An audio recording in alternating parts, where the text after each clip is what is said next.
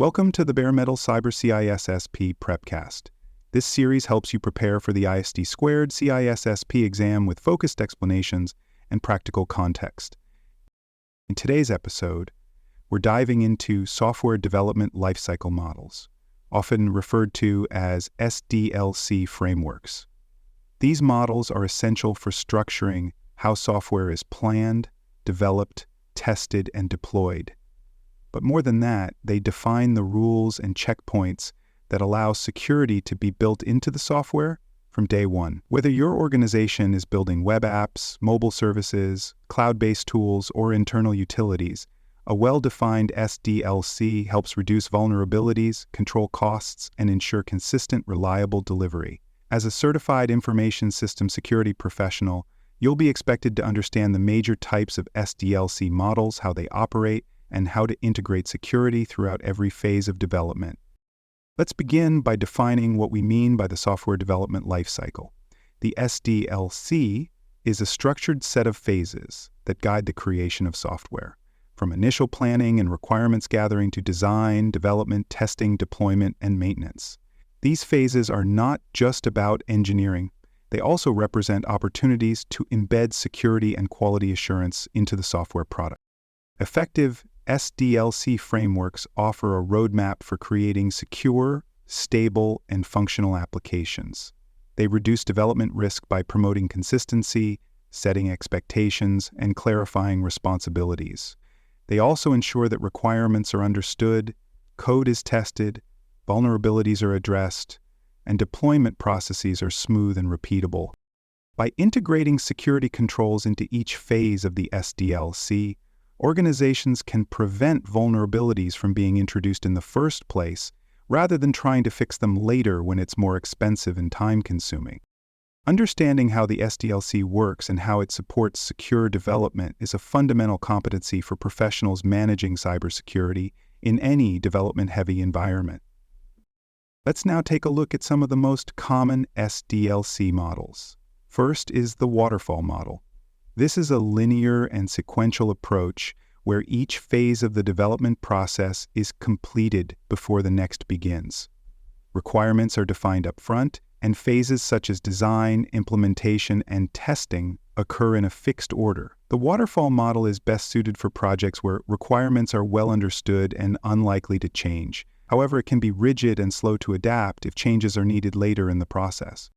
Second is the agile model. Agile is an iterative, collaborative framework that emphasizes short development cycles, or sprints, with frequent feedback, testing, and adjustments. Agile supports rapid development and continuous delivery, making it ideal for dynamic environments. Agile also supports better alignment between developers and stakeholders through regular communication and quick iterations. Third is the V model, also known as the verification and validation model. It's a structured and disciplined approach where development phases are directly linked to corresponding testing phases. For example, during the design phase, a parallel test plan is developed. This ensures validation and testing are integrated early and at every level. The V model offers strong quality control, but requires careful planning. Fourth is the iterative model. This approach emphasizes building a system incrementally through repeated cycles. Each iteration includes planning, design, implementation, and testing, allowing teams to refine requirements and improve functionality with each cycle. Iterative models are particularly effective when working on large or complex systems that benefit from regular refinements. Understanding these models allows you to select or support the right approach based on your organization's needs, your regulatory environment, and the flexibility required in your development processes. Let's now shift focus to the importance of secure SDLC. Secure SDLC means integrating security best practices into every phase of the development lifecycle. Not just waiting until the software is built to start testing for vulnerabilities. Secure SDLC begins with defining security requirements alongside functional ones. This might include specifying encryption standards, authentication mechanisms, or regulatory compliance requirements like those found in the Payment Card Industry Data Security Standard or General Data Protection Regulation. During design, security architecture and threat modeling are applied to identify risks and define controls. During development, secure coding practices are enforced to prevent vulnerabilities such as buffer overflows, injection attacks, or data leakage. During testing, specialized tools such as static analysis, dynamic testing, and fuzz testing are used to validate security controls.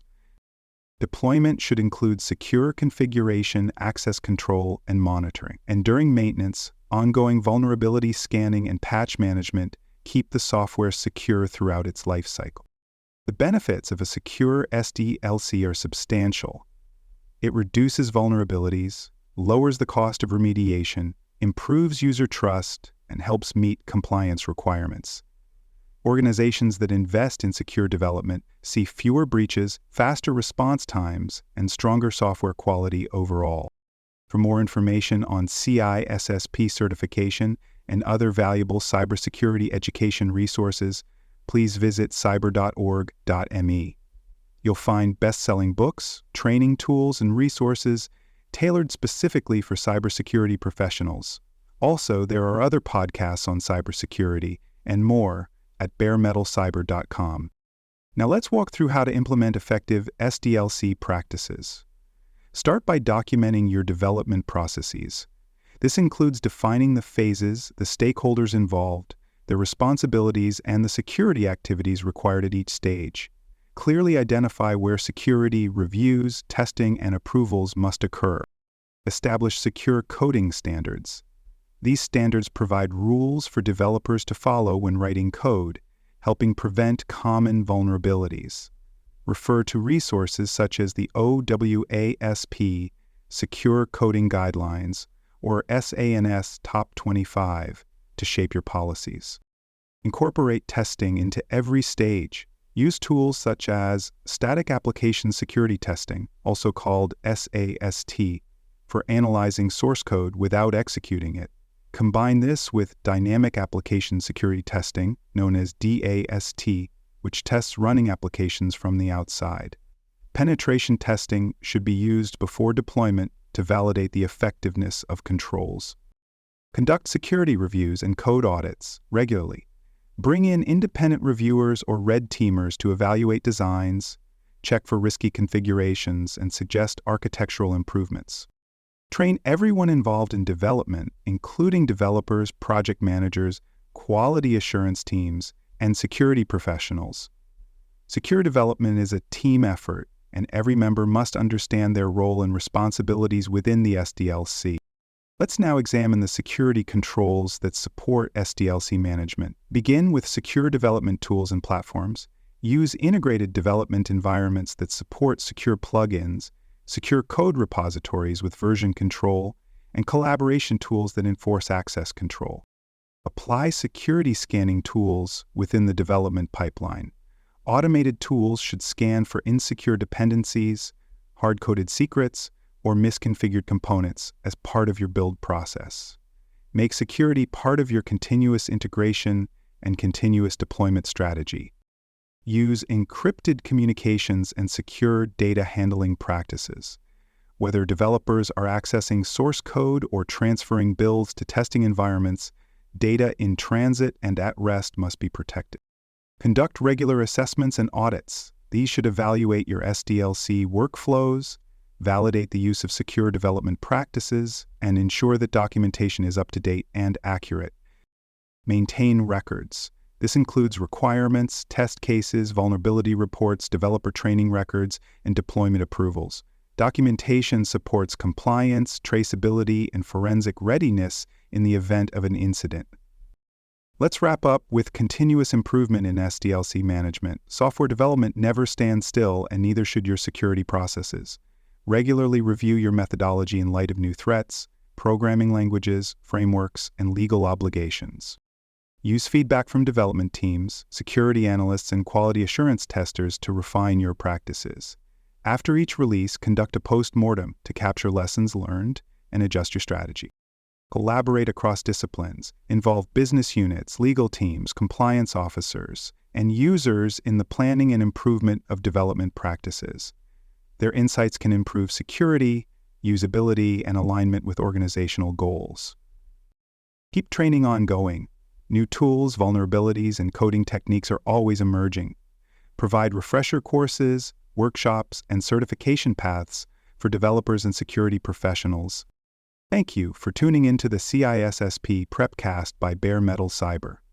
Visit baremetalcyber.com for additional episodes, comprehensive CISSP study resources, and personalized certification support. Strengthen your understanding of software development lifecycle models and will consistently support your journey towards CISSP certification success.